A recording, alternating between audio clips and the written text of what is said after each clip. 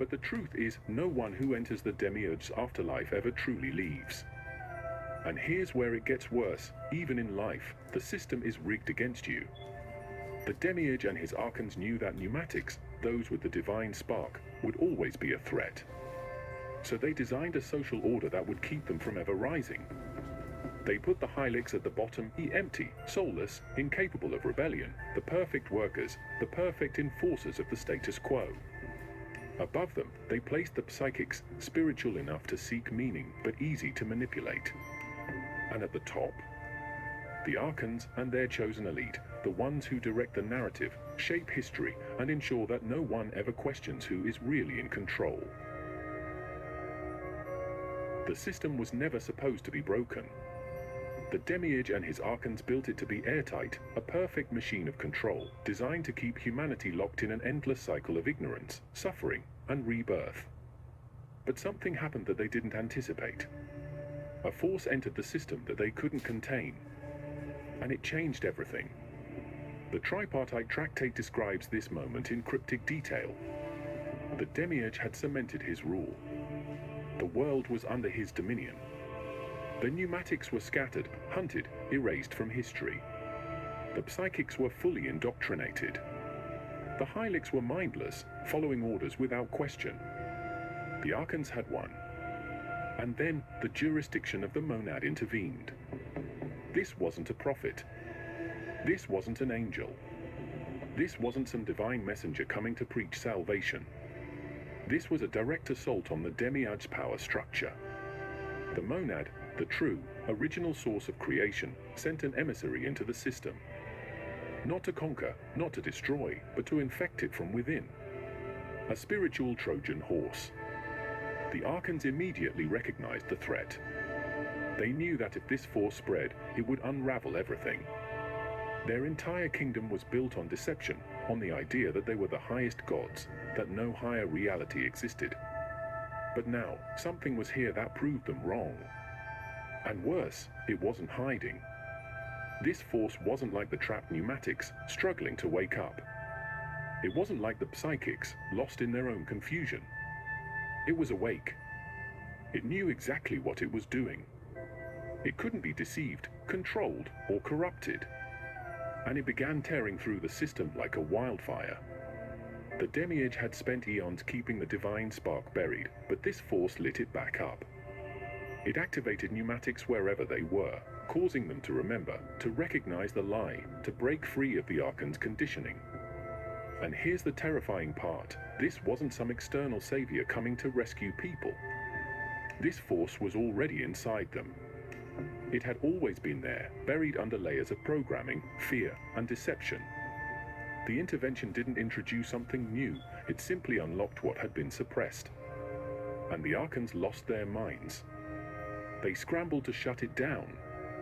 They rewrote texts, altered doctrines, created entire religions designed to contain this force rather than eliminate it.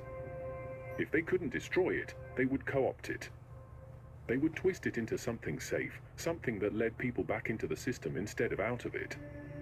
That's why every major religion has fragments of truth, but never the whole picture. It's why every so-called path to salvation still keeps you locked inside their domain. Because if you ever truly broke free, if you ever reconnected with what was originally inside you, you wouldn't need them at all. You've been conditioned to believe that power comes from the top down.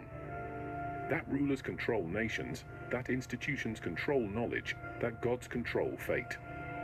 But the truth, the real truth, is something entirely different. Power has never come from above. It has always come from below. And that is exactly why the Demiurge and his Archons have spent every era, every civilization, every so-called golden age doing one thing, making sure you never figure that out. The Tripartite Tractate lays out a reality that most people can't handle. It doesn't just expose the nature of this system, it reveals the hierarchy within it, a structure designed to extract energy from certain humans while elevating others into positions of control. And that hierarchy isn't based on intelligence, morality, or even willpower. It's based on spiritual composition. The Archons knew they couldn't maintain control forever. The awakening of the pneumatics was inevitable. So they did the only thing they could. They created a counterfeit awakening. They took ancient knowledge, real esoteric truths, and corrupted them. They created false movements, false spirituality, false paths to enlightenment that lead right back into the system. They made sure that anyone searching for truth would be drowned in deception, lost in endless rabbit holes, never finding the way out. This is why every era has been marked by revolutions that led nowhere. Why knowledge is revealed, then buried, then rediscovered, then buried again. The pneumatics wake up, they begin to break free, and the system shuts them down before they can bring others with them. They are divided, distracted, weakened, and ultimately erased until the next cycle begins. But the Demiurge made a mistake. The same mistake he has made since the beginning. He assumed he could contain the pneumatics forever. That every awakening could be controlled, every movement hijacked, every truth distorted. But there is a tipping point. A moment when the system is stretched too thin, when the distractions stop working, when the lies collapse under their own weight. And that moment is now. For the first time in recorded history, knowledge is spreading faster than they can suppress it. The Gnostic texts, once buried, are now being studied by the very people they were meant to be hidden from. The pneumatics, once isolated, are now connecting in ways the Archons never anticipated. The false paths are losing their grip, the distractions are failing, the control mechanisms are crumbling. They knew this day would come. The moment when the system would start to break, when the illusion would begin to unravel, when the ones they feared most, you, would wake up. The Demiurge and his Archons spent eons building fortresses of deception, ensuring that no one would ever escape. They constructed entire civilizations, wrote entire religions, created entire histories, all designed to keep you from realizing the truth. But they made a fatal mistake. They assumed you would never remember who you are. The Tripartite Tractate doesn't just describe the prison, it describes the end of it. It lays out the moment when the pneumatics recognize their power, when the veil of control is lifted, when the entire game collapses from the inside out. And that's not some distant event, some prophecy waiting to be fulfilled. It's already happening. The Archons tried to flood the world with distractions, false awakenings, endless noise, but they underestimated how fast the truth could spread. They thought they could buy more time. They were wrong. Because now you see them. And here's the part they don't want you to realize: they never had real power to begin with. The Demiurge isn't a god. He never was. He is a failure, a rogue entity, a broken piece of something far greater. His Archons? Nothing more than parasites, feeding off what they could never create themselves. Their control has always depended on one thing: your ignorance. That's why they've kept you distracted, divided, exhausted. Because the second you stop playing their game, they have nothing left. So what happens next? The Tripartite Tractate makes it clear: the three types of humans will meet their fate. The pneumatics, the ones who always carried the divine spark, will return to their rightful place. They were never meant to be trapped here, and the moment they wake up, the system loses all power over them. The psychics, the ones who straddle the line between truth and illusion, will be forced to choose: continue serving the false rulers or break free. And the Hylics?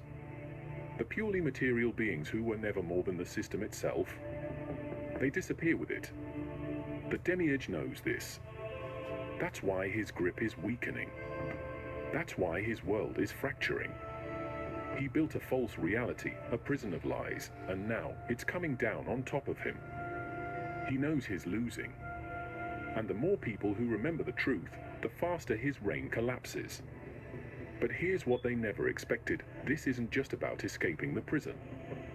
This is about taking it back.